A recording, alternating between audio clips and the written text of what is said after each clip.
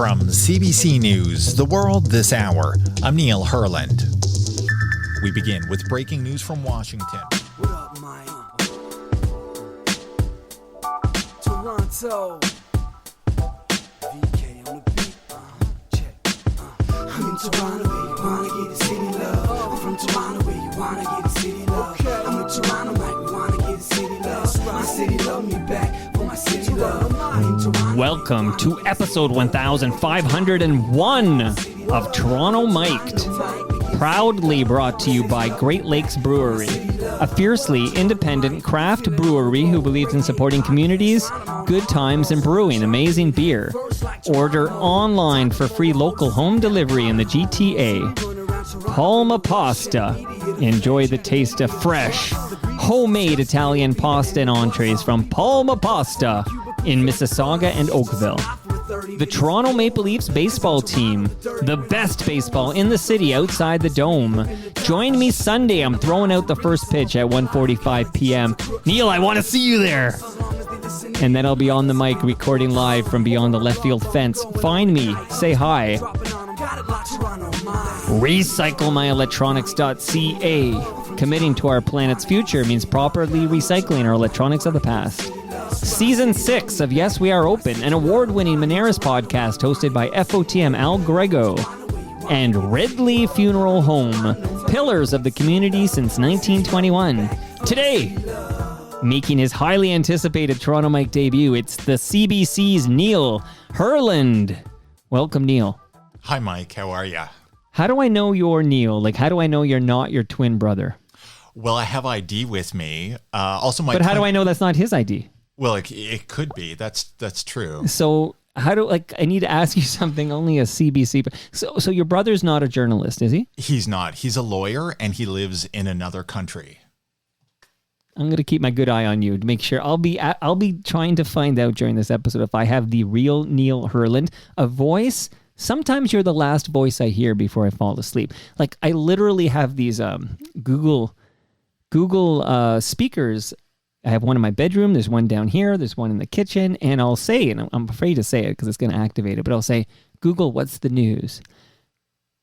Did it activate? And then it'll start playing the news this hour or whatever, and often, just as I'm falling asleep, it'll be, I'm Neil Herland, and then I'll hear you tell me the news, and then I'll drift away, and so you're like the last voice I'll hear before I fall asleep. And while you're sleeping, I'm up the whole night reading the news every night. So what's your shift at the CBC? Like what hours? So I work Sunday to Wednesday night. I do 4 overnights a week. So I come in 8 o'clock on a Sunday night, and I'm there till 6 in the morning. So right now it's like so you're basically, this is early for you? Is it early for you? Well, I have weekends off, so I'm very fortunate. I used to do the weekend shift, which was Thursday to Saturday night. And then eventually I got the coveted Sunday to Wednesday overnight slot, which means you have a weekend of Thursday, Friday, Saturday, and Sunday daytime. Okay, I'm about to blow your tires here. I'm going to toot your horn. And so as I do that, I'm just going to let you know this is not the CBC. So you might be a little far away from that mic, actually. So I'm wondering if maybe you make a little adjustment, if you can get 5 centimeters in front of that thing, you're going to be grateful you did that. I promise you. Okay, I'm a lot closer now. There you are. There you go. Wow. I'm inside Neil's your here, ear. everybody. There we go. Okay, so I said I'd pump your tires. Blow your tires? That's something completely different. I'm pumping your tires.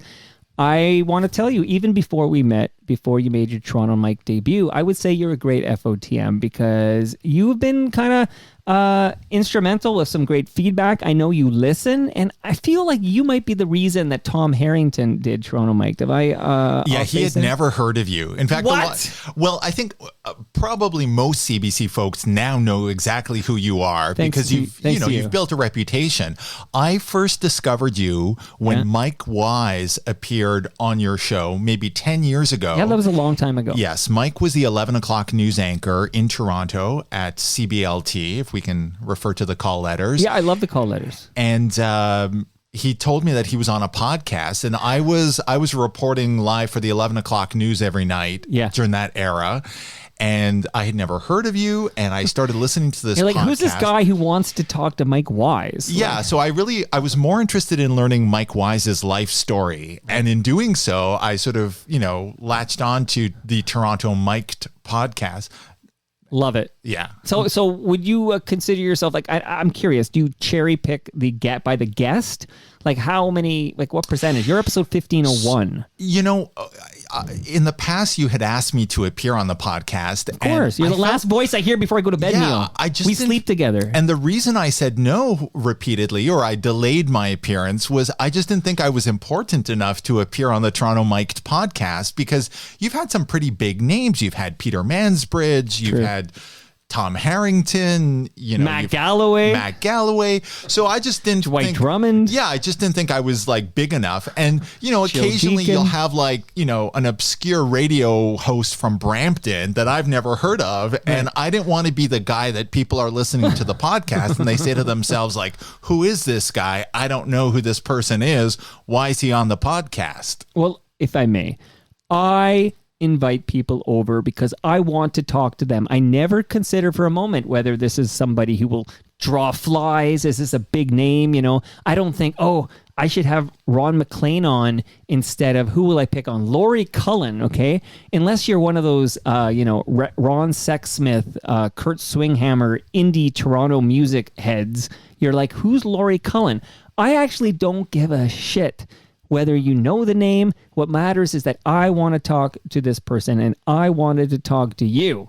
So don't worry about whether you're Tom Harrington, okay? Tom Harrington's got a couple of years on you. He was once a Neil Herland too. That's true. Yeah. So let's get you now. Okay. Like the fact that you are at the CBC. I'm at the reach for the top stage of my career, to borrow a Tom Harrington metaphor. Right. Okay. Now we need to shout out the great Mike Stafford. Okay, who appeared on. I believe he appeared on Reach for the Top as well, but he definitely also appeared on Jeopardy. But okay, I digress. So because you're an FOTM and I know you listen, feel free to sprinkle the inside references throughout, and I'll be the judge of how big a listener you are. Where will you be? Where will you be, Neil, on June 27 between 6 and 9 p.m.? Are you working? That's a Thursday night. Thursday night, I might be free that night. Okay, this is important because I literally, in fact, you're getting me a little sauced, and I think that might make for an entertaining episode. I don't know if you're allowed to drink on the CBC. Are you allowed to drink beer while you read the news on CBC? I would think that would be against the corporate policies. I would not do it myself. You wouldn't do that. And is there like, I know that would be against corporate policy, but do you think that might be against CRTC policy? Like, does CRTC have a rule when you're on the public airwaves, which I'm not on, but if they have no jurisdiction here, Neil, but do you think that might be a rule? You can't actually drink while you're broadcasting? I don't think that's a rule, but it might be an FCC rule in the US. And here's a little, years ago, I was working on Q as a producer at CBC. Right. And there was a cut they would do for public radio stations in the US. And there's like the 7 banned words by the FCC, which if you know the George Carlin routine, there's like the 7 words you can't say on the air. Right. And so CBC had a producer who would edit the US version of Q, and they would have to go through and make sure that the 7 words did not appear, because on Canadian broadcasting, we can kind of have, they're a bit more relaxed about some of the, salty language that you can use. 100%. I totally see that. And I'll just pick one of those 7 words. I think one of them might be bitch. Okay. Like, I feel like you can say bitch in the proper context. You could drop that on cue. I don't have any evidence of this on my hand, but I feel like that might be something that would have to come out for the American broadcasters. We tend to be very careful for morning radio because there's a lot of families and kids that are listening. So we tend to bleep out swear words that appear on morning radio. But if you watch the National at night, there's occasionally, maybe once a year, you'll hear a protester or a swear word in the context of something where someone's really angry and raging, and you might hear a clip with an F-bomb. So I'm really looking forward to getting to know you better. And I was pointing out I'm a little sauced. I'm not totally sauced. I was at Great Lakes Brewery for a meeting. Mm-hmm. And I had a couple. I had a few drinks of Great Lakes beer, and I want to shout out the good people at Great Lakes Brewery. A couple places I want to go. One is I want to say hello to Ian Hannamansing. Ian Hannamansing loves his Toronto mic, so he's listening to you right now, Neil. Great. Ian's a wonderful guy. And, you know, there's something I have in common with Ian. We both did debating in university. I don't think Ian knows that I did debating, but Ian was like a well-known debater on the debating circuit in Canada. What university did you go to? I went to Carleton University. I studied journalism. So in first and second year, I joined the university debating team. And in first year, I made it with my debating partner at the time, Linda McMillan. We ended up in first year, we made it to the North American Debating Championship, which was held at Dalhousie in Halifax. The following year, we qualified for the World Debating Championship, which was held at Princeton. So we made it to the Worlds at Princeton. We debated Gerald Butts, who later became one of Justin Trudeau's right-hand men. And I think we may have beaten Gerald Butts in a debate, but don't quote me on that. It's been many years. We did perform quite well against Gerald Butts in a debating tournament. Amazing. So you're at Carleton, you're a debater. And Ian Hannamansing, a little bit older than you, and he was also a debater. Ian Hannamansing will make Handsome Man Thing will make his Toronto Mic debut at some point. When you were at Q, and I'm going to bounce around a bit, but then we're going to pick this up. But that was when Gian Gomeshi was the host of Q? That's correct. Did he treat you well? I'm not going to get you in trouble. I know you're still at the CBC. I'm not going to ask any gotcha questions, but did he treat you well? Yeah, I have no complaints about working with him. That's it. You know, you just tell the truth on the show. That's perfect. Okay. So, again, I considered you a great FOTM before your first appearance. Here you're making your first appearance in the CBC land. I saw yesterday that Simon Dingley's wife, Jeannie Lee, just up and announced her retirement yesterday, and I'm hoping to get her exit interview. Did you tune in for Simon Dingley's exit interview by any chance? I did, and when I was young, I was born in Montreal, and I grew up in Ottawa, so I grew up watching the CTV stations in Montreal and Ottawa. So the Montreal station was CFCF. Both Simon Dingley and Jeannie Lee were both reporters there. And when I was a kid, my brother and I, we loved watching I Dream of Jeannie. Of course. And when we saw that there was a reporter named Jeannie Lee, like we just lost it. We were just so excited. So I must have watched Jeannie Lee in her first year of reporting on CFCF. Wow. Okay. Which was called Pulse News at the time.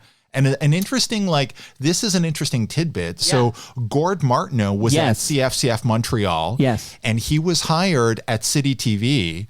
And they took the name Pulse from Montreal, and that's where City Pulse came from. See, you know the show well, because I was going there, because that's exactly true. And then I learned from my episode with John Gallagher, I guess about a week ago, I talked to John Gallagher. There's been a lot of episodes lately, so time is a bit hazy for me. But John Gallagher revealed that Gord Martineau, before that Montreal gig, was actually cutting his teeth in Halifax.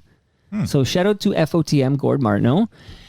Coming up next, Family. What was it? Family. What's the name of the sitcom? How do I not remember the name of this show? Modern Family. That's it. Okay. So the final shift of Gord Martineau's illustrious City TV career, he throws to Modern Family, and then he's gone. He's just gone. Okay.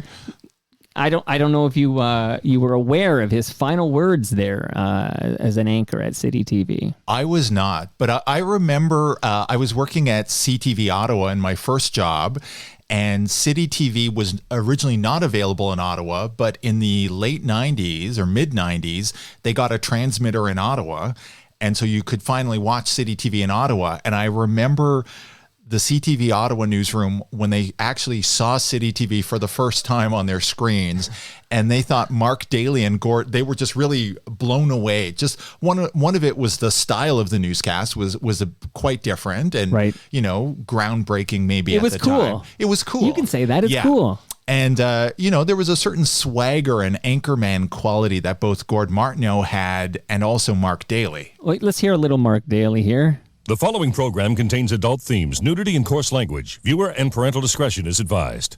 So as you're, and we'll get to your origin story here, but did you ever wish you had a voice like that, Neil? No, I think everyone's got like their own voice and everyone's got like their own style. And, maybe, I don't know, did he smoke cigarettes like for years? Like that may have something to do with his voice. Yeah, that's when you find out someone's got a great voice. And I started drinking at 9 and I've been smoking, cigs since I was 12 years old. And you're like, oh, that's how you get that voice. So I don't know about Mark Daly's secret, but I will say I find you have a distinctive voice where I am known to do a Neil Herland impression. Really? I do a Toronto Mike. Okay, do it. No, I'm just kidding. I don't really. And I'm still not sure I'm talking to Neil Herland, but we'll see. The jury's still out here. Could be the twin brother I learned about here. So let's go back to Ottawa. So you're at Carleton, and I know you start on CJ. I hope I get these call letters from out of town places right, but CJOH TV. Yeah, CJOH. But your first journalism job, it's at Extra? Yeah, so in first year of university, I started writing for the student newspaper, The Charlatan, at Carleton. The student newspaper was called The Charlatan. And after first year, I had clippings. I went to places that actually paid, including Extra magazine, which, if you remember back in the day, had newsstands everywhere. Sure. And they published an edition in Ottawa, Vancouver, and Toronto. And I was originally hired at the Ottawa version of Extra, which was called Capital Extra. The Toronto one was called Extra, and the Vancouver one was called Extra West. And I got a press pass for Parliament Hill, and I became Extra's Parliament Hill correspondent, and I was covering federal politics starting in second year university for Extra, and we landed some pretty big interviews. We got Mike Harris, we got Bob Ray, we got Lynn McLeod during the 1995 Ontario election, and then I got a sit-down interview with Preston Manning for Extra magazine, and that really sparked national headlines. Maclean's Magazine wrote a piece about it. The Vancouver Sun newspaper wrote a piece about it. It got like a lot of attention. And it was a time when the Reform Party, led by Preston Manning, was really trying to make itself appeal broadly to a wider swath of the electorate. And so they agreed to do a sit-down interview with Extra to try to sell their economic policies. Good for you. All you need is a press pass and some gusto, and you're off to the races, right, Neil? And it was a really exciting time. So Extra, for the people who may not be familiar, is a gay and lesbian. It was a magazine / newspaper. It's now a digital website. So they, rest in peace. The print Shout out edition. to Ridley Funeral Home. Yes. We don't say rest in peace on this show. We say shout out to Ridley Funeral Home. Exactly. So they, if you remember back in the day, every street corner in Toronto would have like I Now, Extra. There'd be a bunch of real estate publications. And, that whole industry has really shrunk. The alt weeklies, the monthlies. Well, I want to shout out Basement Dweller, who's on the live stream because we're at live.torontomike.com. And he's also, much like I am, he's missing those free newsstand magazines and those community papers. That was a big part of us growing up, right? Those newsstands. Yeah, if you recall, like before the weekend, if you were going to plan like what bands you'd go to, what clubs you'd go to, it came out on a Thursday. You'd have to go through the listings to find out what was happening, right. And that's like a lost art form, the alt weekly. So you're at Extra, and that was you're right, one of the... Yeah, so I was going to Carleton University studying journalism, and I was writing part-time for Extra for 3 years. All right, so pick us up. So how do we get to CJOH TV? So in high school, it actually goes back to my high school days. So in high school, I got a job. So there's the X in Toronto, which is the Canadian National Exhibition. And there used to be an exhibition in Ottawa called the Central Canada Exhibition. And every year, the CTV Ottawa station, CJOH, would set up a big pavilion and they would broadcast the 6 o'clock news live every night. And there would be like hundreds of people there, like fans, like groupies. And they would sit there and watch, the legacy, the legend of Ottawa, Max Keeping, would read the 6 o'clock news. Max Keeping. Yeah. Okay, I'm learning something here. Yeah, the late Max Keeping. And, they needed a promo and marketing team to show up there to give out like stickers and fridge magnets and to hold the autograph cards.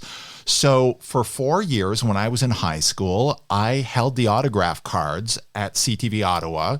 And I was part of the promo team. So they would let us give out like fridge magnets and TV schedules, and Max would sign the autographs and we would hold the autograph cards for Max. So, he was also the news director in addition to being the 6 o'clock anchor. So I got myself an internship there when I was going to Carleton, and they all remembered me from when I had worked there in high school in the summertime for the marketing team.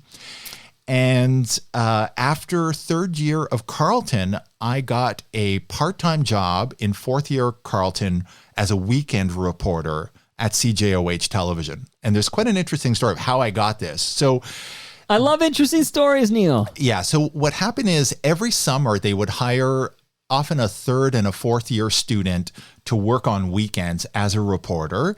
And one of my classmates at Carleton, Steve Chow, who later became the CTV Asia correspondent and later joined Al Jazeera and has now had like an incredible international career. So Steve Chow was working after third year. They posted a job saying hiring a weekend reporter. I applied. I didn't get it. My classmate Steve got it. I was crushed. Right. And then fourth year, I come back, first week of September, I'm at the Carleton Journalism School, and I walk into the lobby, and there's two of my classmates, and they're gossiping, and one of them said, "Hey, did you hear Steve worked at CJOH this summer?" The other person's like, "No, wow, that's incredible." And then the other person said, "Yeah, and they even offered him a weekend reporting job this year, but he said no because he wanted to focus on his studies." And this classmate of mine said, "Oh, that's too bad. I'd love that job."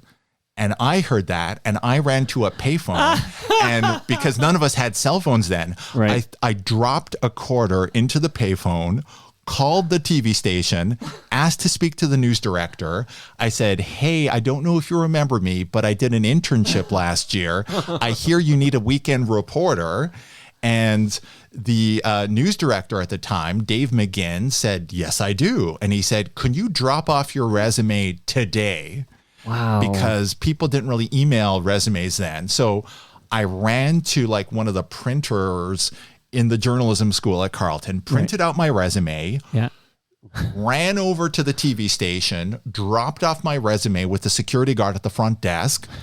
I get a phone call the next morning saying, "Can you come in this afternoon?" Wow. So I thought I was going in for a job interview. I get there. He's got a contract on his table and says, "Welcome to the team." And so I got hired as a weekend reporter, which is, typically covering fires and car accidents, community fundraisers. And see, in Buffalo, that would have been a full-time job if you were covering the fires in Buffalo. But this is Ottawa, so it's just, so it was probably leaning more heavily towards the charity fundraisers. And so the weekend anchor at the time was Dave Rinn, who was a CTV national reporter on Parliament Hill during the week, and on weekends he had a second job anchoring the weekend news at CJOH, and he was quite a character. Like, he was an old school newsman, and he would announce the 649 numbers during the Saturday night newscast at the end. Right. But before the newscast, he'd pull out his wallet, pull out his own 649 ticket, check the numbers. And we were terrified that he would some night win the lottery and then just like leave That's the it station. for me. Yeah, like Kent Brockman. Well, he kept his job, Kent Brockman. And then I'd have to maybe step into the anchor chair and take over for him. So that was like you were crossing your fingers, okay? Not your nightmare, but that would be the best thing ever that could happen to you. I feel like baptism by fire. Now, when you tell the story of like overhearing about this opening and you run into a payphone, drop it in the quarter, find out what you got to do. That sounds like a scene from like, remember The Late Shift when Jay Leno was like hiding in the closet to hear like who was going to replace Johnny Carson because he wanted the gig and he didn't want David Letterman. Do you have any recall of this? This is like a scene from The Late Shift. I vaguely remember watching it, and I just remember just staring at like the actor playing Jay Leno and just thinking like the chin was just not right. It's tough to get that chin right. They don't have enough clay in all of Hollywood to get that chin maybe like right. the prosthetics have gotten better and the makeup artistry. I feel if they made that movie today, Jay would audition to play himself. Like this would be like, I'll play myself in this thing here. But okay, when they make the movie of Neil Herland's life, that's going to be quite the scene. When you're using the Whisper 2000 and you overhear this conversation and you're sprinting to the payphone. Yeah. Oh, I hope I get to. Maybe Stu Stone should direct this. This is going to be really, really, really cool. Okay, so you're off to the races now because you're on television. I'm on television in the Ottawa market. And, the great thing about working for a CTV station is that, especially on weekends, they would pick up your stories and they would run on CTV National News. And they What? Lloyd Robertson might be throwing to you? Well, it was Sandy Ronaldo on weekends, but Sandy Ronaldo did throw to me. Long may she run. Yeah, so this was like pretty exciting, to be on the CTV National News. Sandy Ronaldo throws to you, local stations across the country. And every time we did a story, so back in the day, we would record our sign off, like CJOH News, but then we would also do a second sign off, which would be CTV News Ottawa at the end, so that the network could take the story as well with the CTV sign off. This is awesome. Now, I know you work at CBC, but a moment about Sandy Ronaldo. I don't remember a time before Sandy Ronaldo. Like, I've done some math. She must be 136 years old. Like, she has literally been around forever, and she's still anchoring the news over there.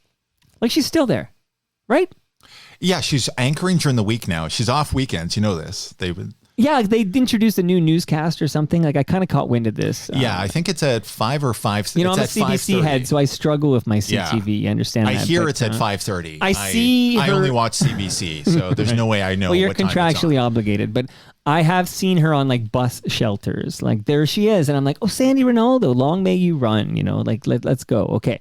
So how do you end up at the CBC? And then we'll walk through this. I got some clips and I got some questions. So that's an interesting question. So I graduated from Carleton University. The commencement address was delivered by Peter Jennings. Wow. You might remember him. Great, of course. Who had started his career at CJOH in Ottawa. He's an Ottawa boy. How could I, by the way, who do you think you're talking about? How could I forget Peter Jennings?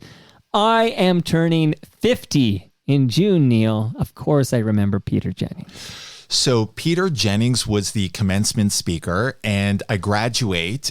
It was, I know you might find this hard to believe, but it was a period of media cuts and job losses and layoffs. Shocking. And, it felt like there was doom and gloom in the industry back in 1997 when I graduated.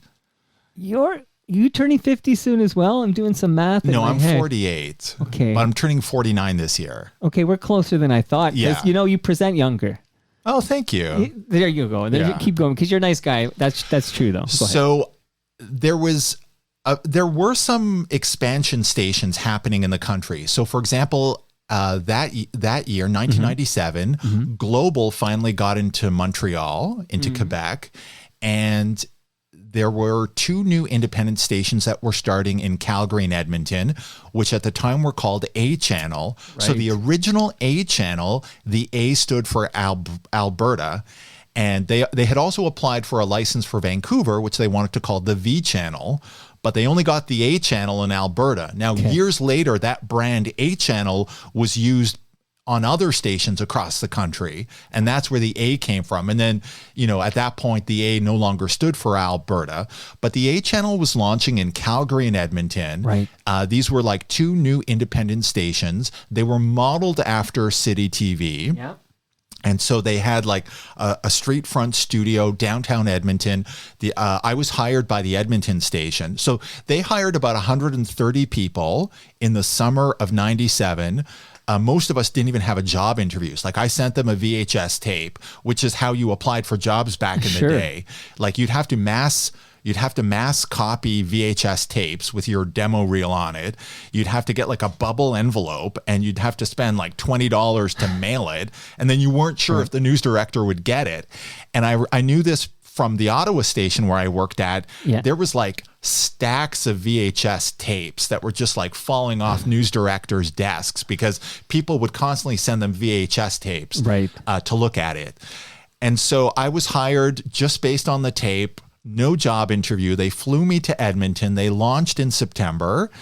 And the salaries were extremely low. Like, I can't remember the exact salary. It might have been around $25,000 a year. Okay, so we're talking late 90s, right? Yeah. So, they were paying reporters between 25 and 30 a year to be on air. Still very low, because I remember what I was making in 99. So yeah, so these were like starter salaries, and then they sort of would lure you by saying like, well, it's Edmonton, it's a major market, and they were really like, they were really playing that up. But I'd already worked in Ottawa, and I think Ottawa and Edmonton might be like medium-sized markets. Like I would say Toronto and Vancouver are major markets in this country. So I was hired there. The pay was peanuts. The working conditions But you're in beautiful Edmonton, Alberta. I was. There's value there. So I get there like the first week in September, and I get off the plane, and it's like 5 degrees with a howling wind. Like, people don't realize this in Toronto, is that in places like Alberta, like, summer ends the last week in August, and then winter starts the first week of September. There is no fall. Like, you just feel this like you skip that. Yeah, like this freezing wind just hits you. So it was a tough place to work. After 1 month there, I got a job interview at CBC Edmonton. And just based on the job interview, I quit the A channel. Just based on the interview? That's a based on the ballsy fact, move, Neil. It was a ballsy move. I go to CBC Television in Edmonton. I sit down with the news director of CBC Television, and he said, hey, kid, I like your tape. His name was John Baker. And he said, I like your tape. I don't have any work for you. I just wanted to meet you. So then I said, well, you're the idiot who quit his job for the job. Yeah. So then I said, well, do you know of any other work? And he's like, do you want to work for CBC Radio? I said, do I want to work for CBC Radio? Of course I want to work for CBC Radio. So he calls up. At the time, radio and television were two different beasts in two different buildings in different parts of Edmonton. So I go in the next day to meet the news director of CBC Radio in Edmonton, 7:40 a.m. at the time, which is the same frequency that they had here in Toronto. Right. And she offers me contract work, like right off the bat. So, and the salary was double what I was making at the A channel. There you go. Okay. So were you insulted at all that they said you had a face for radio?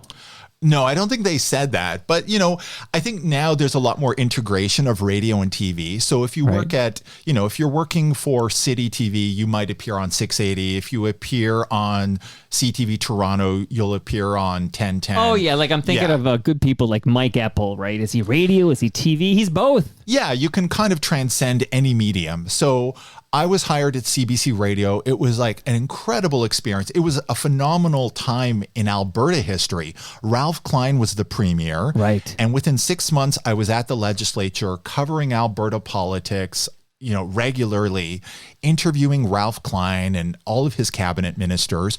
Ralph Klein was like a living legend, even at that time. He had been a former journalist in Calgary at CFCN television. He had become the mayor of Calgary, and eventually he became the premier of Alberta. Because he had been a journalist, he knew exactly how to, he knew how to be tough when reporters would ask him questions. Right. And so, if you weren't certain, if you had any hesitation in your question, if you asked something that wasn't quite like clear, he would just pounce on you. And so you had to be really prepared for a scrum with him, because he was sharp. He was very sharp, because he had done the same job as you. He had been a journalist in the field. And so he knew, what kind of questions worked, how to ask a question, and how to deflect a question. So you really had to be prepared in a scrum with Ralph Klein. Yeah, I suppose this was great education for you to be covering the Alberta government of Ralph Klein that early in your career. If you can handle that, you can handle just about anything.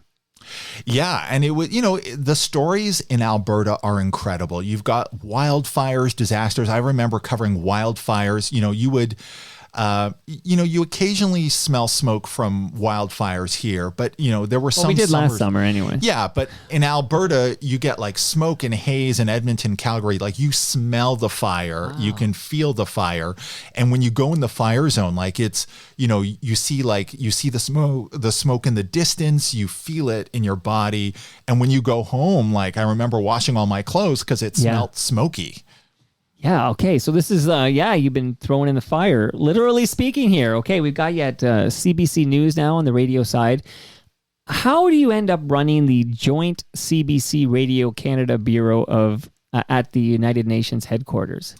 So I was working on, they gave me a contract in Edmonton. Yeah. I eventually, I wanted a staff job at the CBC. So I moved to Fredericton, to the other side of the country, to New Brunswick, to a small, and I don't know if you've ever been to Fredericton, but I have.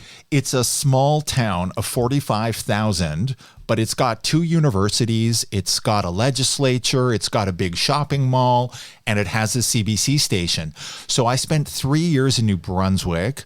And then afterwards, I went to Saskatchewan for a year where I was working for CBC Television. When I went to Saskatchewan, there was a project I was working on where they hired 3 bilingual reporters across the country, and we were filing in English and French. So I went to school in French. So I was born in Montreal, and I went to school in French in Ottawa.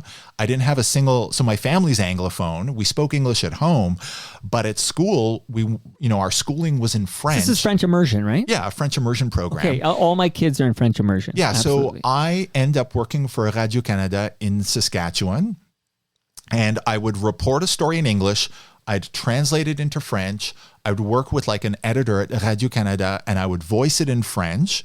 And then it would air on the Radio-Canada newscast in Saskatchewan, which at the time was called Ce Soir. They've now rebranded all their local newscasts to be called Le Téléjournal, which is the name of their flagship, their 10 o'clock. Their national newscast is called Le Téléjournal, and they also call their local newscast Le Téléjournal. You have a great accent. Well, it helps going to French immersion, I guess. Is that your secret? Yeah. Okay, I can't even enunciate proper English words, so I'm just jealous. So eventually I end up at CBC headquarters in Toronto. Okay. And that was in 2002, 2003. So wait, you just parlay? So you're going from you're in Edmonton, then you're in Fredericton, then you're in Saskatchewan, and then eventually there's an opening in Toronto. Eventually I end up in Toronto at the CBC headquarters. But did you target Toronto? Are you like, this is the center of the Canadian universe, I would like to be there? Yeah, I wanted to work in a larger center. I felt that, it's difficult to live in a small town. If you're from a big city and you end up in a small town, it can be very difficult to adjust. But even an Ottawa guy would have difficulty in a place like Fredericton? I think... Because I consider Ottawa like kind of quaint and smaller, but maybe it's all relative. Ottawa's got 1 million people now. Fredericton has 45,000 people, right? Okay, those numbers are different. Yeah, so like my mother lives in Nepean, which has like 120,000 people. That's like 3 times larger than Fredericton, right? All right, good point. Okay. Yeah, you bring the facts. I like that. So I really wanted to live in a big city. Right. I felt that I had paid my dues across the country. I thought it was time. And so I came to Toronto for a desk job working. We used to have a network called News World International. And you remember the CBC News Network originally was called CBC News World. Yes. And we had a full network here in Toronto, which is still now on the air. But we had a second network called News World International, which was a for-profit venture. Originally, it was started with Power Corporation, and we broadcast a 24-hour news network to the U.S. using CBC Foreign Correspondents and other networks that we partnered with around the world. And I came to Toronto to work as a writer and producer on that. Eventually, I became the morning show producer of that. And so the anchors were Noreen Virgin, the late great from Today's Special. Yeah, so Noreen Virgin was the morning host. I tried so hard to get her on Toronto Mic'd. I really wanted Noreen Virgin on Toronto Mic'd because I loved Today's Special. Yeah. I remembered her from Today's Special and from Polka Dot Door. I remember her from Polka Dot Door too. Well, we're only a year and a bit apart here. Yeah. We got some similar touchstones there. And I used to watch a lot of Polka Dot Door on TVO. Yeah. I think Steve Paikin is Polkaroo. Really? He's certainly tall enough for it. Yeah. I've been starting that rumor here. Okay, but Noreen Virgin, I'm so sad when I learned she had passed because I really wanted to talk to Noreen and I also wanted her to be alive. She sounded like a wonderful person. She certainly was an incredible anchor to work with. She had hosted the national news at CBC. She had been an actor. She had this really varied career. Yeah. And she was such an incredible and warm and kind coworker. And not every anchor is like that. Like when you work as a producer, some people are divas. I want that list. Are you ready to name the divas? Yeah. I think the business has changed actually a lot in the last few years. So, you weeded out a lot of the divas? Well, maybe? I think that if you're a host now, like you're going through your own copy, you might be doing a lot of the writing in the show. You might be producing and booking guests. So, the days of big egos and personalities may be over. So Noreen Virgin was one of the hosts. Jennifer Mossop, who had been at CH Hamilton, she joined us. Sandra Lewis was one of our anchors there. There was a full roster of hosts and anchors. That eventually was shut down when I was there in 2005. Al Gore, the former vice president of the U.S., led a group of investors and they bought Newsworld International and they moved it to San Francisco and they called this thing Current TV. And I think they paid $75 million US at the time. And they didn't get the studios because the studios belonged to CBC. The staff belonged to CBC. Right. What they ended up doing is they built their own studio in San Francisco. And all they got was what are called carriage deals with the cable companies. These were deals that said like, we're on channel 103 in Washington, channel 113 on digital cable in New York. So they had all these cable deals and they were in 20 million households in the US. And that was seen as like a very valuable thing that someone might pay $75 million for. It was pre-YouTube. YouTube didn't even exist. And their concept was they wanted to do like user-generated journalism from around the world. But, people didn't have cell phones. People weren't used to editing their own stuff. And so it tended to be a lot of backpackers who were doing travelogues, and the stories just weren't that gripping. Eventually, they folded. That's an inconvenient truth. Oh, that's a good line. So you can borrow that for your next interview. What ends up happening is they shut down, and I'm still in the CBC building in Toronto. A few months later, we get this email at CBC saying opening New York City, United Nations Bureau producer. So starting in the 1950s, CBC had a presence at the United Nations headquarters in New York. So there's a press gallery and a press corps at the United Nations. There's probably between 100 and 200 journalists who cover the United Nations in New York City from all over the world. You've got the BBC, you've got NHK Japan, you've got CNN, Fox News, you've got networks that you've never even heard of. Right. Iranian State Television was there. And there's an interesting story I'll tell you in a moment about Iranian State Television. And so CBC had a bureau there. There were times when we had a correspondent. There were times when it was just a producer. So the job that they were looking for was a bureau producer, a one-person bureau that would run the United Nations Bureau. And we had correspondents in Washington, plus journalists in Montreal and Toronto. And when there was a big story at the UN, they would fly in from Washington or Canada to cover the story. And we had a permanent producer in the UN press corps who would book guests, do interviews, go on the air, so every week I would be on the air. And we have a lot of properties at CBC. So, for example, we have a shortwave radio service that used to exist called Radio-Canada International, which we used to have transmitters. Is that gone now? It is gone. So it exists in a sense, in that there was a website, and RCI sort of transitioned from a shortwave radio service to a web streaming radio channel, and now we have journalists from who write in different languages. So I think we have like a Spanish and a Russian journalist, and maybe an Arabic journalist. It just seems like that defeated the whole purpose. So now it exists as a website where we translate some of the CBC articles into different languages, and they're either new Canadians who speak those languages can read CBC articles in other languages, or people in other parts of the world can read about Canada on the website. So but back in the day, it was a shortwave radio service with its own programming that was heard all over the world. So every week I'd be on Radio-Canada International talking about what's happening at the UN.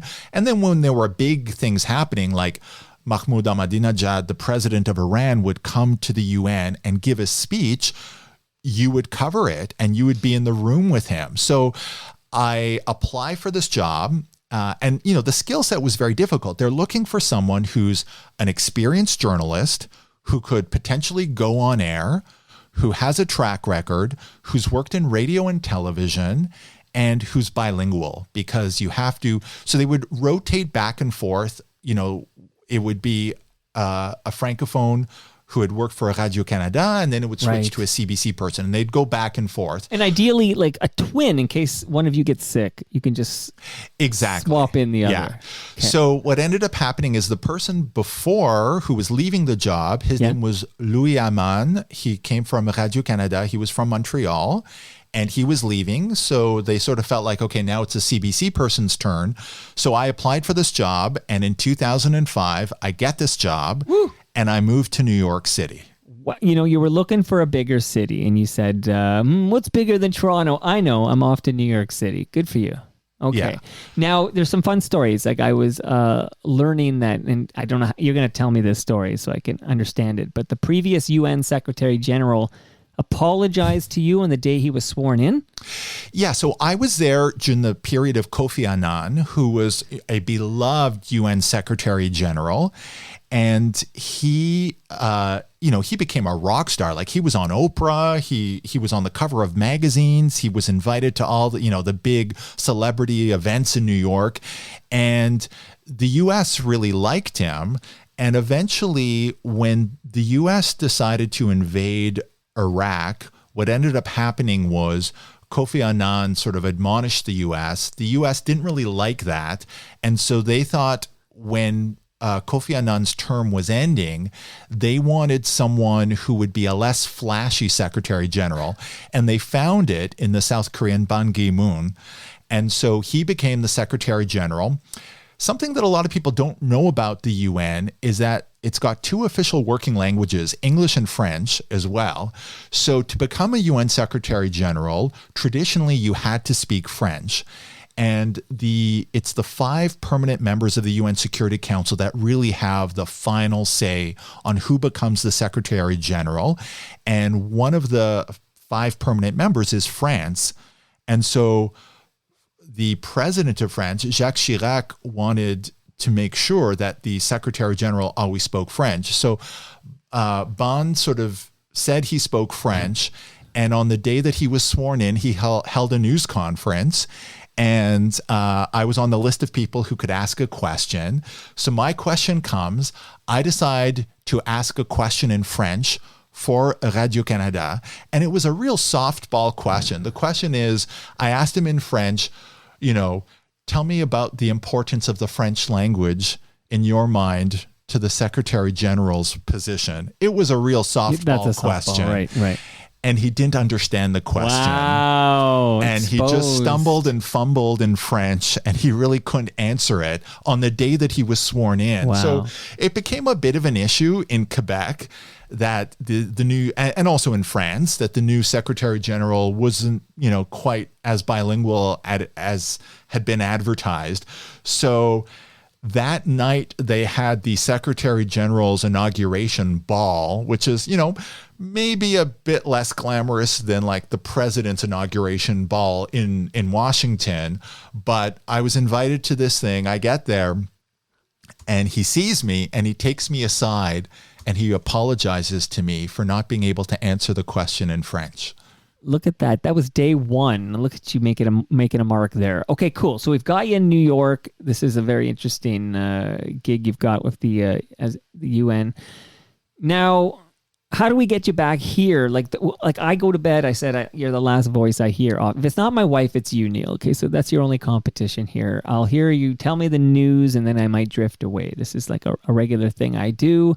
How do you get this gig where you're reading the news to me on CBC? So in 2008, I come back to Canada and I sort of flowed through a series of jobs at the CBC. I did a lot of writing and producing. I produced the nightly business show with Fred Langen for a summer.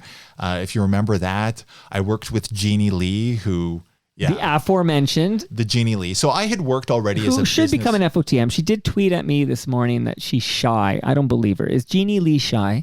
She can be shy. Because we had talked when her husband was on Toronto Mike. And her husband only came on Toronto Mike literally, in fact, this is kind of funny. It might tie into you in a minute, but Simon Dingley said, I will come on when I'm retired. And he came on, I think, like 2 days before his last shift. But he asked me to not drop the episode until he was gone. Like he went to Mexico or something.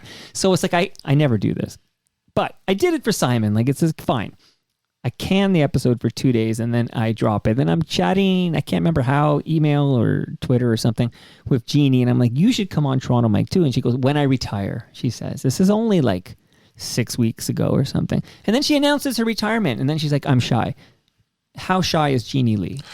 Well, I've always found her outgoing and friendly, but I've been a coworker of hers since about 2003, 2004. So, for example, around 2004, I started filling in as a live business reporter. We used to have a studio at the Toronto Stock Exchange where we would have live business updates every hour. And, you know, it's an electronic exchange, so there was no longer a trading floor. So it was, you know, it was a very showy thing with these like big blue screens that would show like the stock ticker and the price, but it, you know, it had an exciting feel with it. You were live at the stock exchange, even though it was basically like on the ground floor. It was just a couple of like flat screen TVs with like a ticker tape behind it. But, you know, it felt like a stock exchange, so to speak. So that's where I first met her. And then we just sort of, you know, we chatted over the years. So I talked to Jeannie regularly, probably. She seems like she's a bit of an insomniac because she will message me like up until 1, 2, 3 in the morning at night. So while I'm on shift, Jeannie and I sort of chit chat back and forth. She keeps you company while you're working hard over there. Okay, so was this? What did you say? 2008. But bottom line is, what was there an opportunity in Toronto, and you decided, well, I'll come back to Canada? You know, so I had already lived in Toronto. So when they move you back to Canada, they call this repatriation. When they repatriate you back to Canada, you typically go back to the city where you last worked, unless you ask them to move you. So, for example, Lindsay Duncombe spent a number of years in Washington and Los Angeles for the CBC. And when she decided to come back, she came back to Vancouver because her family's in Western Canada and she wanted to be closer to her family. But you're an Ottawa guy, but you've decided that your base should be. Yeah, I have a lot of friends here. I like the city of Toronto. It's a great place to live. So I returned to Toronto and I did a series of writing and producing jobs. And then I sort of did a lot of fill-in jobs. So I spent a year in Calgary when the flood happened, the great Calgary flood of 2013. I went there. I did, I think, flood stories for 6 months. I stayed for a full year. Then I came back to Toronto. I worked for the 11 o'clock news in Toronto as a live TV reporter every night. I went to Montreal around 2016. I did various stints at CBC in Ottawa where I would, spend like 2 to 3 months with my family while working on air at CBC Ottawa. And eventually they asked me to fill in reading the hourly news in Toronto because that's one of the jobs I had done over the years in various CBC. So probably going back to New Brunswick, I was reading the hourly news in New Brunswick. So we have local hourly news across the country. And then on evenings and weekends and overnight, we have network hourly news that comes out of Toronto. So the national hourly news typically comes out of Toronto. So they asked me to fill in a few times and I didn't mess it up. And there were some pretty big nights. I remember the Toronto Danforth shooting was an especially emotional night. There was just a real sense of shock because I don't think in Canada we've had that type of public or mass shooting. And so it really rattled people. And I was working that night and eventually it became my permanent job. So I was sort of like an occasional guest fill-in host. And then eventually that became Karen Hauerluck, who read the overnight news for many years. She retired and eventually I got her gig. Okay, who else is reading the news with? I had Claude Faig on the show, and Claude is still there. So Claude fills in a lot. We have Mike Miles, who is I hear Mike's voice. Yeah. So Mike was a writer and producer, and his writing and producing days go back to City TV in the 80s. And he's got like a vintage... I love City TV in the 80s. We could do an hour on that. I mean, I talk to Peter Gross almost every day these days. And, so Mike had worked at CH Hamilton. He'd worked at City TV, Miles. and he dreamed of being on air. And in the last maybe 6 months, he has started to fill in. So this is his first on-air work? Yeah. Because he's got a great voice. Yeah, he's fairly new to it. Okay. So he had done a few, I think there's a tape of him filling in, like someone called in sick at City TV in the 80s, and one night he got to do the weather. So there's like a... Harold Hossein. Who else could that be? There's a video clip of him doing FOTM the weather. Harold, Hurricane Harold. In the 1980s at City TV. Okay, Harold Hossein was rarely sick, though, but okay, he must have been sick that day. So, fascinating. Other fill-in people, Julianne Hazelwood, who just came back from mat leave. So she reads Friday, Saturday, Sunday afternoon, the hourly network news. Okay, and so when does Tom Harrington read the news? So Tom has the afternoon slot. So his first one is at 1 p.m. Eastern, and his last one is at 8 p.m. Eastern. And some of his newscasts are not, so like the 2 o'clock is heard in Toronto, the 3 o'clock, the 4 o'clock is heard, the 5 o'clock is heard in Toronto. There are most CBC stations run their own local hourly news during the daytime, during the week, except the 3 Northern Territories. So Nunavut, the Northwest Territories, and Yukon, they carry the network hourly news during the daytime.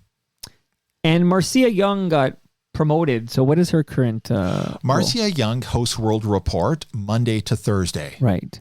You know, kind of keeping track, all you guys. It's half of my job these days. Yeah. Okay, here. So we've learned quite a bit here about Marcia Young. I can't remember. You tell me. Did you help me contact her? Do you have any memory of this? I know. Yeah, I think I encouraged her to appear on the show, and I encouraged Tom. I need to know everybody you've encouraged. Like, so Tom Harrington and Marcia Young. Those are 2 people you definitely encouraged to come on the program. Okay, keep it up, man. I'm enjoying this. You don't need to encourage Ian Handsome Man thing. He's going to be on board regardless. But Jill Dempsey's in the calendar. Oh, she's wonderful. I love her.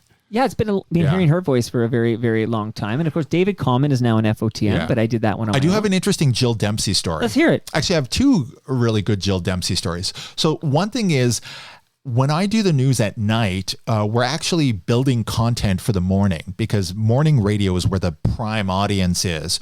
So throughout the night, as news develops around the world, I'm writing and editing audio, and I'm building stories, leaving it for the morning. And the local stations across the country, they can use all of this material in their local newscasts. So when I'm done, I usually listen to the 5:30 CBC Toronto radio newscast at 5:30 in the morning, which Jill Dempsey reads. Right. And I will often listen just to see like how Jill reads something that I wrote. And if it's well written, then like Jill nails it. Right. And, if things go awry, I usually blame myself that it's just not written well. You got to fall on that sword. Yeah. But so Jill was, I think, the 11 o'clock anchor in Calgary in the 80s. And she once taught me a workshop at CBC. And she talked about those days in the 80s, anchoring the news in Calgary. And she told me she had this like wardrobe budget, and like it was this like lavish wardrobe budget in the 80s. And I said, "Oh, do you still wear that stuff?" And she's like, "No, it was all shoulder pads. It was like Space Commander suits with shoulder pads. Like there was a certain style of TV anchor shoulder pads that women wore in the 1980s that is maybe not in fashion anymore." Well, I'm going to pull that clip and play it for her. I just want you to know. So when Jill comes on and she's in the... it was my favorite story of hers. It's great. I'm going to be repeating that for her when she makes her Toronto Mike debut. Now, I don't know what you can say. I know you can only say what's in the public realm, I suppose. But do we have an update on Jill Deacon? Because she's an FOTM, but sadly has been unable to work for quite a period of time. Do you have any insight into that? I've never met her and I've never worked with her. It's interesting that you can spend years at the CBC and there's people that you've never met and you don't know. So for example, Adrienne Arsenault, because I work at night, I talk to her every night and she is a fantastic... Tell her to come on. I want Adrienne Arsenault on Toronto. I think she would probably come. Well, she is so... Tell her I would like to speak to her. She's an incredible journalist, but also just a wonderful human being. Okay, you had me at hello here, Neil. Okay, let's make that happen. And just much love. I'm just throwing this in the universe because I so much just adored my conversation with Jill Deacon. Throwing in the universe that I hope she's doing better, and I hope we get to hear her again soon. I'm just putting that into the universe, Neil. Okay. We're pausing for a moment because I want to recognize some partners who made this happen, but I'm wondering if you can, how much of this you can share. Like, is there a rule? I'm very curious. Is there a rule at CBC about accepting gifts? There is. There's, I believe that our journalistic standards and practices and our ethical rules are on the internet. You could find it on the CBC so corporate are you website. saying Google it? Is that what you're saying? Google it? Yeah, Mike? I don't have a copy with me. I haven't memorized it. But so I'm naturally curious because when a guest comes on, typically I give them stuff, but we're not talking about like a new car or anything. Okay, maybe that's coming next year. But I will give you a large lasagna, a frozen lasagna from Palma Pasta. I would give you that. I would give you fresh craft beer from Great Lakes Brewery. If they have any left after I was there this afternoon, I would give you that delicious fresh craft beer. I would be giving you a wireless speaker from Moneris so you could listen to season 6 of Yes, We Are Open. Al Grego hosts that, and it's fantastic. I'd be giving you a measuring tape from Ridley Funeral Home, and I'd be giving you a history book on the history of Toronto Maple Leafs baseball team. And then I would be reminding you that I will be throwing out, Neil, it should be you. You're the famous person on the radio. I will be throwing out the first pitch on Sunday. That's June 2nd. I think first pitch is like 1:45 p.m. Then I'm recording live from Christie Pitts. My co-host for that afternoon is Mike Richards, a great FOTM. Anybody can drop by, pop on the mic. It'll be a fantastic time. And you'll enjoy great baseball. There's great beer. There's great food. You'd love it. I would be doing all of that, but you're not allowed to accept these gifts. Am I out to lunch? No, you are correct. I ran it by my boss, and we agreed that I would not accept these gifts. Okay, so I'm not giving you anything. I want to put it in public record that I did not give anything. I gave him a handshake, I think. That was it. And I gave him a glass of water. You can accept that, I suppose.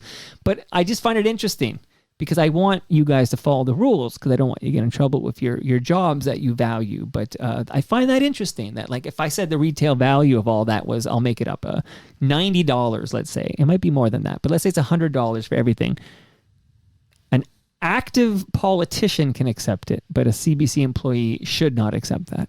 Because is that because you don't want to, if you ever had a story where you're recovering craft breweries, you don't want to make it look like you were favoring Great Lakes because you accepted their product? Does it have anything to do with that? I mean, generally, most journalists don't accept gifts. I think it's generally like seen a best as practice. Yeah, it's sort of an ethical issue. I get it. So I've never accepted a gift. Certainly over the years. It. Okay. And people try to offer you, like, sometimes people will offer junket trips or they'll offer free tickets to something. And generally, I have a job, I can afford to buy my own things. So I'm not going to accept a gift from someone because when someone gives you a gift, you don't know what they expect in return. Right. Like now I want to hear on CBC News about how delicious Palma Pasta is. Like this, I want to be tuning in. I'm sure it's very delicious. Well, here's this. I think you can accept this. Well, I don't know. But when you come to TMLX 15 on June 27 at Great Lakes Brewery, it's from 6 to 9 p.m., June 27. No ticket required. It's a free event, and Palma Pasta will feed everybody who comes, and your first beer is on the house from Great Lakes Brewery, and I would love to see you there. I will try to make it to this event. I hope to see you there. That's for sure. And you know what? Where does your twin live? Overseas? Where is he? My twin brother lives in New York City. Okay. And so he moved to New York maybe 2 or 3 weeks after I left New York. So they don't know you've ever left. They think they still think it's him.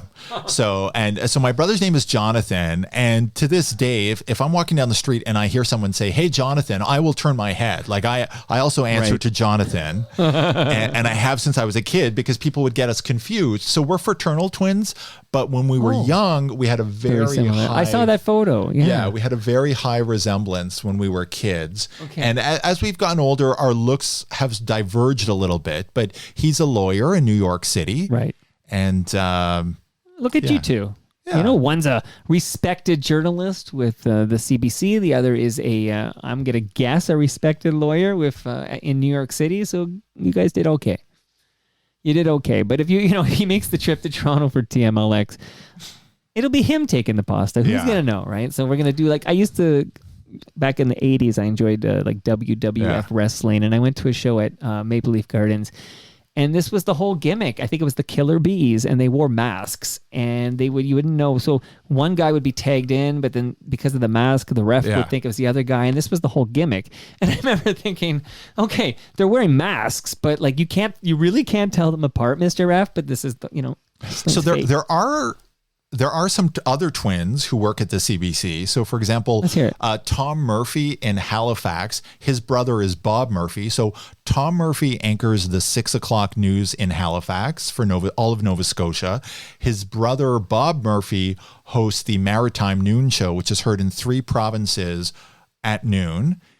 There's a pair of twins in Radio-Canada, so the Bergeron twins, who there's Jérémy and Jérôme, and they're twin brothers. So one now works in Toronto. So Jérémy works in Toronto. He is the live reporter for RDI, the All News Network. Right. And his twin brother, Jérôme, works in Montreal. Love the fun facts here. There was a period of time, now they weren't working at CBC together, but I hope I say her name right. Charles C. Agro. Yeah. Her twin, I believe they're twins, is Carly Agro. Yeah, Carly and Charles C. Right, and Carly was, I know she's left actually, but she was at Sportsnet for many years. So. And at one point they both worked at CBC. That's what, yes. Yeah. So one was a sports anchor, the other was on the news side. Thank you, that's why you're here, Neil. Yeah. And they had a very high resemblance. Like people would sort of mix them up. Right, and Carly is the FOTM. I got to keep them straight here. Yeah. Here's also a fun fact. So Mark Thibodeau, who's the sound technician that Tom Harrington works with during the week every day, he has a twin brother as well. I'm loving the twin talk here. Loving this so much here. What's the Cronenberg movie with the twins? Dead Ringers? Dead Ringers. There you go. Okay. Keep it coming here. Keep it coming here. All right. So now one last shout out. No gift here. So don't sweat it here. But I would give you this piece of advice. If you have old electronics, old devices, old cables, don't throw it in the garbage. Those chemicals end up in our landfill. Go to recyclemyelectronics.ca and find out a place near you where you can drop those off to be properly recycled. So much love to recyclemyelectronics.ca. Okay, so we've got you now at the gig where you're at today, and remind me of the hours you're working. So I'm working Sunday to Wednesday night, and I usually start between 7:45 and 8 p.m. Okay, so this explains why I hear you when I go to bed. My first newscast is 9 p.m. Eastern. The last one you would hear in Toronto would be at 4 a.m. And, I should point out, because I also subscribe to these newscasts as a podcast. It's like they're 5 minutes, or whatever, 10 minutes? Yeah. What are we talking here? They're short little podcasts, and you just anytime listen to the most current one. But again, I just do that trick with Google where I just say, hey, Google, what's the news? And I get the most recent one. Bang, I get my fix, and I know what's going on in the world. What's next for you? This is great, but do you have your eye on a certain prize? Neil, is there a particular There is no plan. I think maybe when I was younger, I dreamed of working across the country or working internationally, and I've had those opportunities. And when you work for a big network, there are those opportunities. I always describe the CBC as a place of opportunity, because if you want to, I know people who started out working in news and then they end up working on a talk show or a game show or a kids show. There's a lot of opportunities, and people have kind of branched out in different directions. And I feel very fortunate that I've been able to do so many interesting things and live in so many different places across Canada.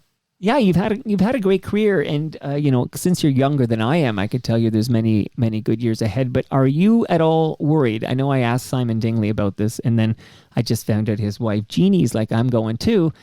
Are you at all worried about what lies ahead? When? I was going to say if, but I'm going to change it to when, because I'm just going to be like that. When Pierre Poilievre becomes Prime Minister of this country, any concerns on behalf of your colleagues, yourself, and what will become of the CBC? So I remember when I did an internship at CTV Ottawa, And on the first day, I get into the news van, and it was like an old school cameraman. And, the culture actually of newsrooms has changed a lot in the last 20 years. And especially among the technicians. So, there used to be a lot of really tough macho guys who became cameramen. And, I remember I must have been like 20 years old doing an internship. I get in the news van, the guy lights a cigarette and he's smoking like the whole time, and he's just swearing and cursing. Right. And he was just like very pessimistic about the future in the industry. He's like, "Hey kid, pick another job. There's no work here." And I thought to myself, like, wow, this guy's like very negative. And I sort of vowed that I would never become that person. And there actually is that person in every newsroom around the world, the kind of crusty old timer who sort of thinks there's no future. One of the interesting things I learned at Carleton Journalism in a first year lecture was that the history of media is, reinventing itself over and over, so that when the printing press came out, people thought that, that maybe the tablet would kind of go by the wayside. And then when radio started, people thought newspapers would die. And when television came and when internet came, they thought television would die. And so every time a new medium arises, people are always pessimistic about the old media that exists. And people find a way to either connect with those older mediums. So, for example, radio is extremely popular. Depending on how you calculate it, we have hundreds of thousands of people who listen to us every night on CBC Radio across the country, from Victoria to St. John's to the Arctic. And, we're also heard on Sirius across the U.S. Right. So if you rent a car in the U.S. and, you can change the channel, if you get in the car and it's like playing like guitar rock, 70s guitar rock, you can find the CBC radio station. You want us to leave our Lithium channel? That's the alt rock station. Yeah, you can leave the Fish channel behind, and you can tune in to CBC Radio. Oh, we just kicked out Jam Jams actually on Toast on Sunday. So shout out to Fish here. So, and I do think when I look at what's in danger here, it does feel like CBC Radio should be safe. Like it feels like, maybe there'll be some cuts more on the television side. I don't have a crystal ball.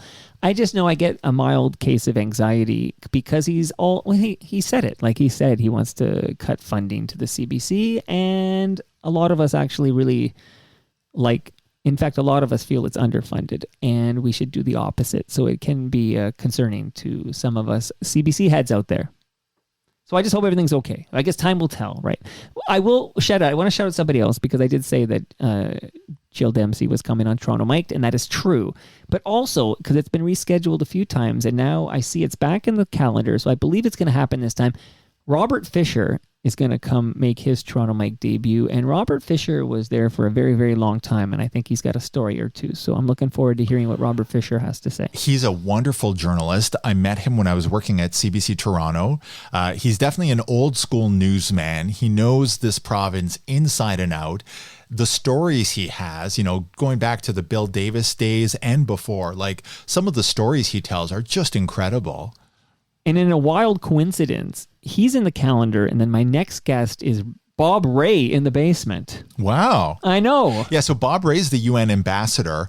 It's interesting because when I started out covering the UN, Alan Rock, who was another former federal cabinet minister under a Liberal government, was the Canadian ambassador to the UN. The Harper government won an election, and they replaced Alan Rock as ambassador. They brought in a career diplomat named John McNee. And so under this Trudeau Liberal government, they brought in a political appointee, someone who they knew, in Bob Ray. And so it really depends on who's in power and what kind of ambassador they want. Some ambassadors were very activist, some were very prominent. Bob Ray has been very vocal. Like, you hear him, he gives a lot of interviews, he gives a lot of speeches. John McNee was more of a career diplomat, and at that point, the foreign affairs minister in Ottawa was doing most of the public speeches on Canadian government foreign policy. Alan Rock, I know for a fact, would have dinner with the New York Times correspondent regularly and try to sort of promote Canadian interests to the New York Times and on the world stage. So depending on who the ambassador is and what their background is, they might be a very media savvy, media friendly ambassador, or they might be, literally reading the speeches that are written by Foreign Affairs in Ottawa. You need to be next level, media friendly if you're going to go to some guy's basement in South Etobicoke, right? I guess so, yeah. Like, I mean, Kathleen Wynne dropped by last month, and I was thinking, oh, that's pretty cool. Like, Kathleen Wynne just dropped by herself, came down the same stairs you came down, sat down. I heard that podcast. Like, it's neat, right? Like, it's because, these people are from an era where, you're going to talk to, Global and CTV and CBC, of course, and, maybe City TV and maybe CHCA, and then you go on, you run these down. But all of a sudden, there's a guy in South Etobicoke you can talk to for 60 to 90 minutes, and he's not going to edit anything, and you don't get to tell him what you'll say and not say. And, if you're allowed to accept it, you get a lasagna and some beer at the end of it all. Yeah, so it really depends on, some politicians are really good public speakers and some are not. It's like anything. And the ambassadors can really, sometimes every word that comes out of their mouth is written by a bureaucrat in Ottawa. So the a lot of people don't realize this, is that the Canadian government has a mission to the United Nations. So they have offices in New York, and they have maybe a dozen or so staffers who write speeches. They sort of help shape the policy. And as a member of the United Nations, Canada gets to give speeches on the world stage. And it could be at the opening of the General Assembly in the fall, or it could be at the committee level. So there could be like a committee on like ocean pollution, and then suddenly Canada gets 5 minutes at the microphone. I can't wait to find out what are Bob Ray's jams? Like, what's he listening to when he's working out or whatever? Yeah. So I realized that it would be kind of neat for the listenership. There might be a number of people listening who have never heard you on CBC Radio. Believe it or not, they're out there. I'll drop a name like from CBC that I listen to all the time, and they're like, who's that? I'm like, oh, this is like a blind spot for you. I know what that feels like. So I might play some of you, but before I do that, can you please share with me, what are your jams? Like, if you're going to listen to music, what would be a genre, a band, an artist that you might gravitate towards? So I do listen to a lot of musical theater. So like this morning I was listening to the new cast of Merrily We Roll Along on Broadway. Okay, so you need to listen to Toast, because Rob Pruce, who was the keyboardist in Spoons, he sits here once a month with Bob Willett, who's also huge on musical theater. But he worked on musical theater in New York. He lives in New York now, but he worked for years. Like, this is his wheelhouse, and I just think you'd love to hear Rob Pruce. But so I saw this new revival of Merrily We Roll Along. Daniel Radcliffe, who played Harry Potter in the movie, stars in this. Jonathan Groff is in the cast. I know this guy because my kids loved Frozen. Okay. Yeah, so I was listening to that this morning. So, and okay, but what about anything more? I don't know, more contemporary. What word am I looking for? Well, this is a new cast recording. Right, okay. Yeah, but so you're may not be your jam, but it's certainly other people's jams. I respect those are some people's jams. They're your jams. Do you have any affinity for, I don't know, would you go, I'm going to listen to some Depeche Mode or some New Order? No, or so The my Cure? twin brother really likes guitar rock. So I made that, shout out to Fish. Like, he's a huge Fish head. I love it. And in fact, he's also a big Deadhead. So in 2 weeks, we're going to see Dead & Company in Vegas. Okay, say hi to Canada Kev for me when you get there. That's awesome. That's awesome. At the Sphere. Yeah, that's in Vegas, right? Yeah, at the Sphere. I've been hearing things there. That's wild. Okay, but you're going there with your brother. That's not your jam. No, but I've been to Fish concerts before with my brother. Wow. And it's a fun experience. Probably. Have you ever done it sober? After the third hour of guitar rock, all the songs seem to sound the same to me. I think that's like a common criticism. You said it, my friend. Can we hear on our way out here before we play some Lois Low and say goodbye? And I will say I thoroughly enjoyed this. I learned so much about you. Hearing you say you hesitated because you didn't think you were famous enough tells me you didn't quite get this thing, man. The whole idea of this thing is that a Peter Mansbridge and a Neil Herland will go back to back, and I'll be as excited to talk to Neil Herland as I am to talk to Peter Mansbridge. That's like the whole point of this whole thing. And I was super excited to talk to you. You didn't disappoint. If I'm looking at the crowd at Great Lakes Brewery on June 27 and I don't see your tall head popping up above the crowd, I'm going to weep. I just want you to know that. Oh, that's very sweet of you, Mike. Okay. can we play some of you? And tell me when to fade it down. Because it's like, I have a lot of musicians on the show. Like I had Honeymoon Suite was here last Friday. Yeah. And I'll play New Girl Now, and then I know when I'm bringing down New Girl Now. I've never really played a news report, but let's play a little bit. Let's go back to November 4th, 2020. There's a day in history we'll remember. November 4th, 2020. From CBC News, The World This Hour, I'm Neil Herland. We begin with breaking news from Washington. Republican Donald Trump is declaring victory in the U.S. presidential election, even though votes are still being counted. In a speech at the White House last hour, Trump also questioned the legitimacy of the results. This is a fraud on the American public. This is an embarrassment to our country. We were getting ready to win this election. Frankly, we did win this election.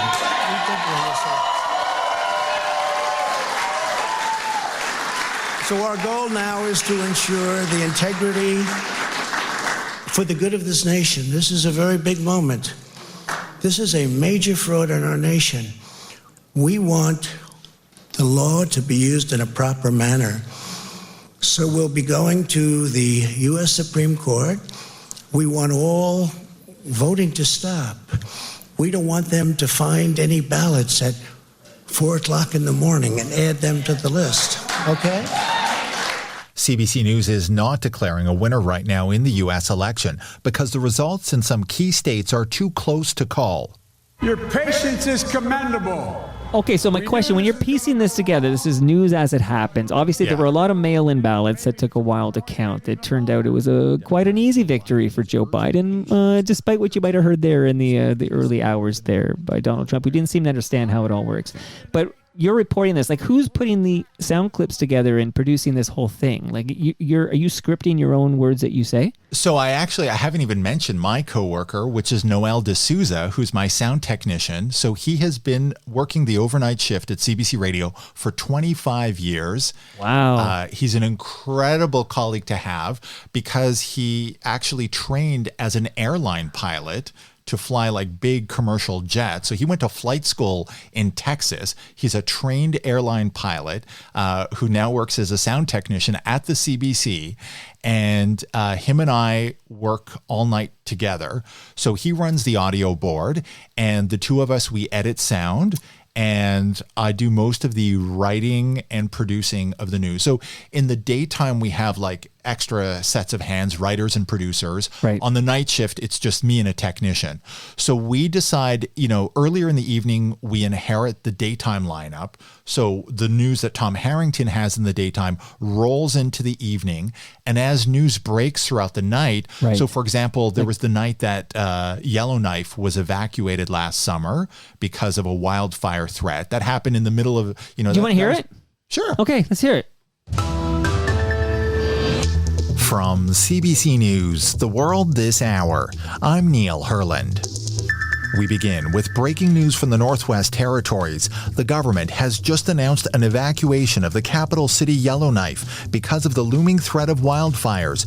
Shane Thompson is the Minister of Municipal and Community Affairs. He's also the Minister of Environment and Natural Resources. He spoke at a news conference just minutes ago. The fire west of Yellowknife has continued to advance and now burns approximately 17 kilometers outside the city. Without rain, it is possible it will reach the city outskirts by the weekend. Facing this possibility, I'm directing residents of Yellowknife, Detta, Delo, and Ingham Trail to begin evacuating in a phased approach determined by level of risk. Residents of the city West End, including Grace Lake, the Cam Lake Industrial Area, and Ingle Business District, should leave first. Residents of Detta and along the Ingham Trail should also August leave tonight. 2023. That was August 16th. That's the 10 o'clock news. Yeah, so when we get in at night, we don't know what's going to happen during the night. Anything can happen, and because it's just me and a sound technician, we're going by the seat of our pants, and sometimes news breaks. I remember the night that Russia invaded Ukraine. Oh, I want to play that now. So you're just calling these out, and I'm going to play them. That's a big one here. It's like the greatest hits here. Wow. From CBC News, The World This Hour, I'm Neil Herland. We begin with breaking news from overseas. Russian President Vladimir Putin has just announced a military operation in Ukraine, claiming it's intended to protect civilians. Just within the last hour, multiple reports of explosions and gunfire in the capital Kyiv and across the country. Just moments before the first explosions were heard inside Ukraine, the UN Secretary General, Antonio Guterres, delivered an urgent plea at the UN Security Council in New York. Breaking with international diplomacy, he spoke directly to Russian President Vladimir Putin. I have only one thing to say from the bottom This of is my February 24, 2022. President Oh my goodness, over 2 years ago, believe it or not. your Yeah, these are, I'm listening to these and I listened to all three of those clips and I'm like, you were there, you're breaking the news. Yeah, and as the night goes on, we started to get our correspondents. So we had Margaret Evans inside Ukraine. We had Susan Ormiston in Washington. We had people, we had Briar Stewart was on the Russian side. She was our Moscow correspondent. She was in Rostov-on-Don. So she was, we had all these correspondents ready to go. There was an anticipation. It was widely believed that Putin would invade Ukraine, but you never know till it happens. Right. And there have been many of those nights where we go in, we think it's going to be a quiet night, and then something big happens. There was the night that the flight out of Tehran was shot down by the Iranian regime with a lot of Canadians on board. We started to hear rumblings from Persian Canadians who either they knew CBC journalists or some of our journalists had heard about this. So we were prepared for the possibility that there were Canadians on board. We couldn't confirm it till maybe 2 a.m. And once it was confirmed, then we could go with the story. And I think it was confirmed, it was a Ukrainian airliner, and I believe it was the Ukrainian foreign minister who confirmed that there were Canadians on board that plane. Wow. Journalism matters. It certainly does. And, people don't always realize that, we're just as surprised as the public is when something big happens. It's unexpected, it's shocking, and, we're human beings. So when we hear that there's a tragedy or something that, where people are hurt or killed, it's just as shocking, but we also have our job to do. And the first thing we think is is this confirmed? Have we confirmed this? Have one of our partners, has a news agency like Reuters or the Canadian Press or the Associated Press confirmed this? How much information do we have? Are people awake that we can even confirm this? There's often a lot of noise on social media, so when someone posts a video of an explosion or a fire, we verify it. We can't just run with it. No, of course not. Yeah. I mean, just last week there were these photos being shared of some assembly of Trumpers, and then it turned out, I don't know, these were scenes of Obama's inauguration or something like that. You really do need to corroborate and check your sources and make sure that you're looking at facts, especially in this day and age. Check the source. I teach my kids. It's you learn something, well, check the source. Is it Neil Herland telling you that on CBC, or is it some guy's blog and it's been quoted on your buddy's Facebook page? Yeah, and I think most of the presenters on air at CBC who are anchoring or hosting or reading the news, they've started out at the bottom, as a reporter in the field. And so it's almost like you need those basic chops to kind of advance to the next level, where you spend years knocking on doors, covering those fires, car accidents, murders. And then once you graduate to the studio, you're still applying those same critical thinking skills, but you're also presenting the news. Right. And journalism matters because facts matter, and I was fact-checked in the live stream, so I guess I said that Kathleen Wynne was on about a month ago. Somebody has fact-checked me. Basement Dweller. It was April. It was February. Really? I know. It's funny. Time is tough for me, okay? I listened to it in April because I was visiting my mother. I was driving her car and I was listening to this episode. And I was like, wow, they're talking a lot about bicycling, was my conclusion. I do like to bike, but that's 3 months ago, not last month. And I also want to shout out Jeremy Hopkin, who says he learned a bunch in this episode. Neil was great. Oh, thank you. That's you, buddy. That's wonderful. I'm sure my mother will think I'm great. Will your mother hear this episode? I will send her the podcast. She asked me maybe a month ago what a podcast was, but now that she knows what a podcast is, I can tell her that her son is she in Ottawa? She's in Ottawa, in Nepean. It's a long way in Nepean. Okay, it's a long way for her to go, but I hope to see her at TMLX 15 at June 15th as well. She can accept free gifts, so tell her to come out and I'll give her the lasagna and the fresh craft beer from Great Lakes. But thanks, Neil Herland. Enjoyed this very much, man. We got to take a photo together, but thanks for coming by and telling me your story, your developing, ongoing story. Well, thank you for inviting me here. So if you kicked out the jams with me, it would be a bunch of like Broadway musical show tune things? Yeah, it might be like the new Alicia Keys musical on Broadway. I wish I liked that stuff more. When I was very young, I went to see Annie for my like 6th birthday or something, and all my friends and I went to see Annie, like 1980 or something. The movie Annie, I should point out, not a musical, but the movie based on the Broadway musical, and I loved it so much. I bought the soundtrack and enjoyed it very much. So I was a big fan of Annie. It's a hard knock life. And that brings us to the end of our 1,501st show. You were so close, Neil. Did you want episode 1,500? I did. I would have bought a lottery ticket. Who was the anchor in Ottawa? Who was reading the hoping they won? Who was that anchor again? You told us. Dave Wren. The late Dave Wren. The late great. Okay. Shout out to Ridley Funeral Home. You can follow me on all over the place. I'm at Toronto Mike. Where is a good place we could follow you, Neil Herland? I'm on X at News Neil is my handle. See, because you're a journalist and a proper news person, you need to refer to it as X because that's the proper name. But I'm going to call it Twitter because I don't have the same standards over here. I almost called it Twitter. That's why I was just hesitant. I was like, what's this thing called? What's this thing called? Okay. Yeah.